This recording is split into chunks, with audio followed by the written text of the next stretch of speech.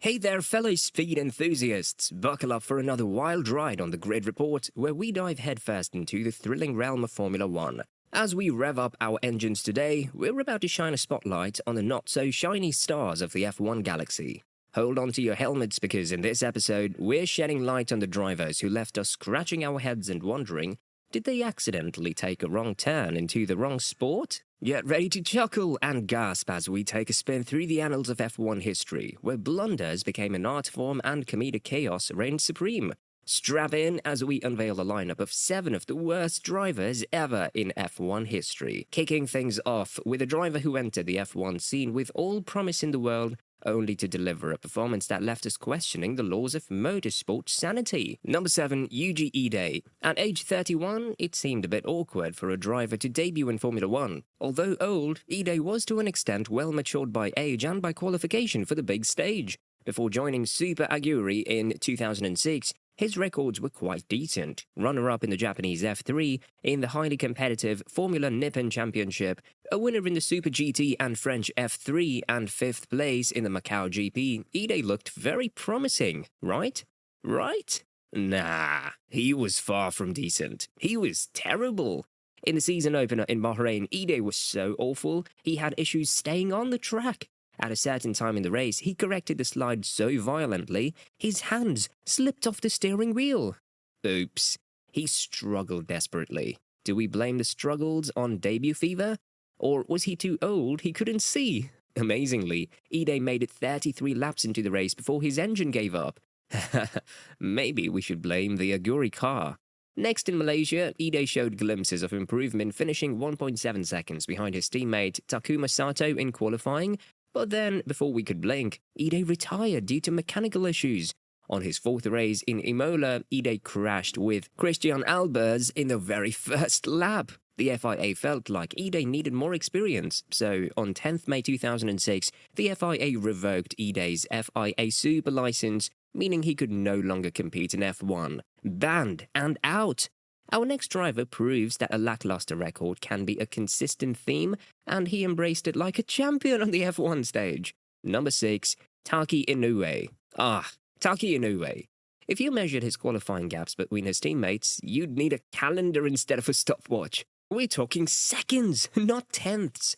The story of Inoue's F1 stint reads like a rollercoaster of misadventures. A mere 5 finishes out of 18 races, each one a masterpiece of spins and mechanical meltdowns. But hold on to your helmets, because it wasn't the outcome that earned him a gold medal in awfulness. It was the sheer, unadulterated form of his mishaps that left us in stitches. In Monaco, a playground of precision and skill, Inoue decides to spice things up by going off at Mirabeau, bringing his car to a halt and enjoying a leisurely pit stop by being towed back. As fate would have it, French rally legend Jean Ragnotti was busy fine-tuning a course car on the same track. Spotting Inoue's glamorous towing session, Ragnotti thought, hey, why not join the party? And so he introduced Inoue's car to the back of his own, a bump that should have earned a "sorry, my bad" from both parties involved. But wait, there's more. Inoue decided to play tug-of-war with the tow truck. As he attempted to steer clear of the truck, his genius maneuver resulted in a flip that turned his car into a twisted acrobat in mid-air. Lucky for him, he was rocking his helmet, though he somehow forgot to buckle up. Yup, you heard it right, no seatbelt. The good news? Inoue walked away from the circus act. In Hungary, Inoue's car broke down, and our hero charges across the track to grab a fire extinguisher. But just when you thought the scene couldn't get any worse, a course vehicle barrels into him, turning Inoue upside down. Voila! Instant podium moment for the most comical F1 incident category. Inoue wasn't one to be fooled by his shenanigans. He confessed that F1 wasn't his calling, and so he quit. And just like Inoue, our next driver accepted his fate as a bad driver, but was still determined to race. Number 5, Robert Merhi. Zooming into the 21st century, the year 2015 witnessed a driver who could have easily secured a spot in the Guinness Book of World Records for the most forgettable F1 career. Roberto Merhi, the man who redefined the term unimpressive. Before his F1 debut, Merhi had a relatively impressive track record, claiming victory in the F3 Euro Series. However, when the F1 lights turned on, his performance dimmed significantly. Steering for Mana Marussia, Murray partnered with British driver Will Stevens, and while both could have been contenders for the Calamity Duo award, Murray managed to snatch the title of being worse. In the Malaysian Grand Prix, Murray snuck into his debut race despite issues plaguing Stevens' car. His lackluster performance during Q1 left him unable to set a lap time within 107% of the fastest lap, but the race stewards granted him a pity start. The result? A 15th place finish, a whopping 3 laps behind race winner Sebastian Vettel.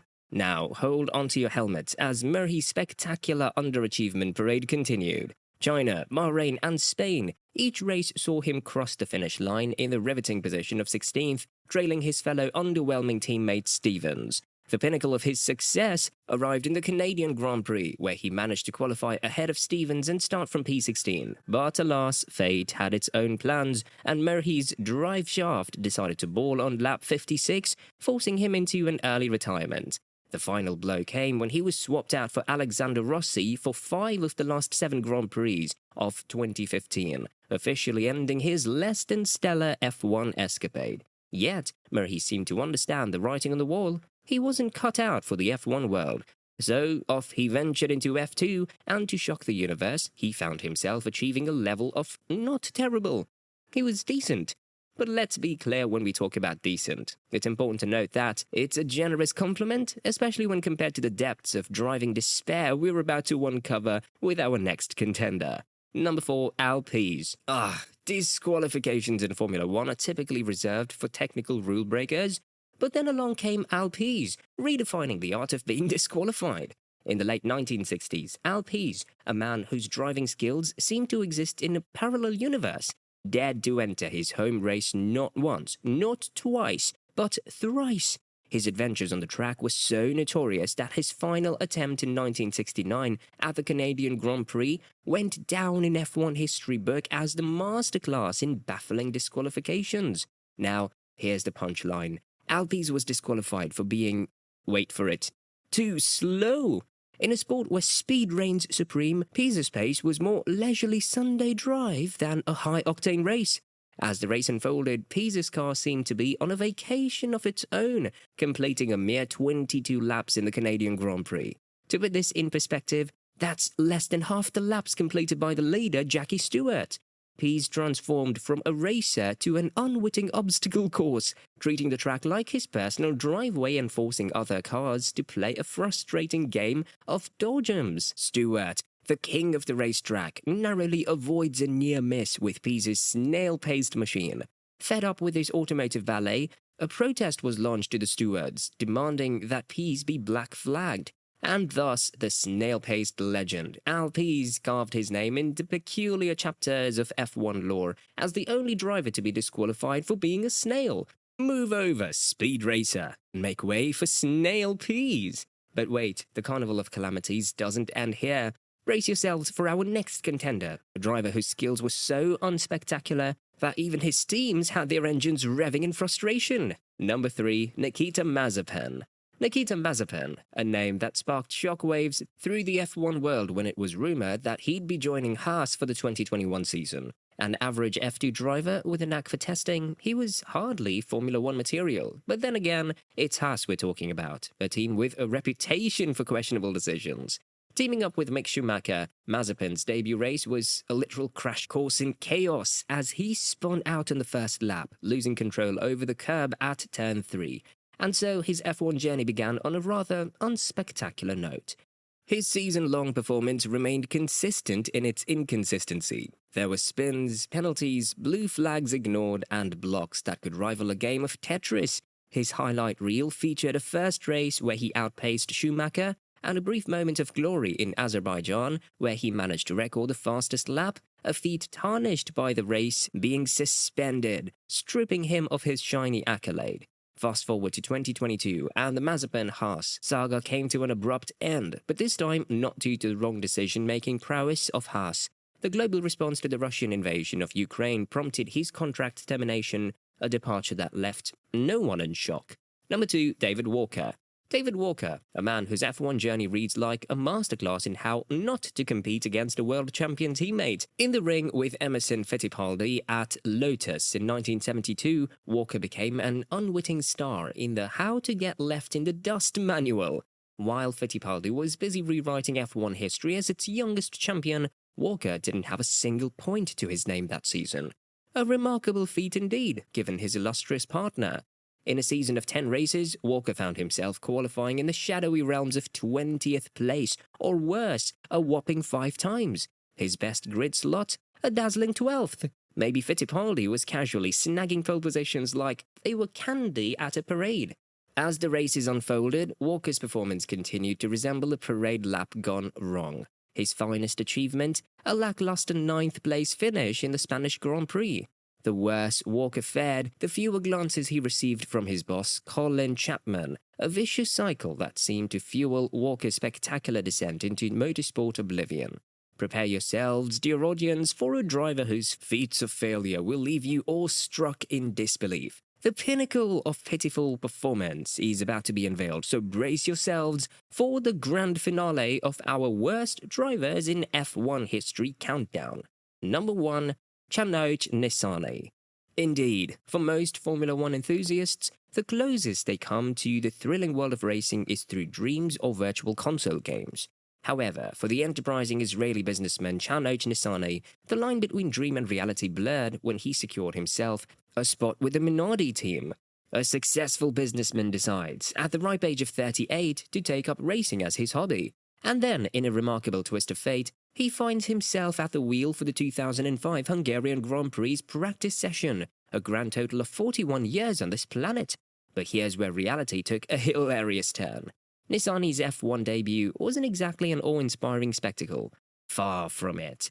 As he navigated the circuit, his pace resembled that of a snail on vacation, and in a poetic twist, he spun his Minardi into a cozy gravel trap. But wait, the comedic saga was yet to come. As if the spin wasn't enough, Nissany found himself in a sticky situation. He couldn't remove his steering wheel, rendering him trapped. In a display of utmost concern for his well-being, or maybe just sheer bewilderment, the race marshals decided to cart both Nissany and his car off the track in one fell swoop. Nissany's F1 journey was the definition of a flash in the pan, a story so short and sweet it could be measured in heartbeats. In the blink of an eye, he was promptly replaced by the far more capable Enrico Tocacello, and his tenure in the F1 circus was relegated to the annals of amusement.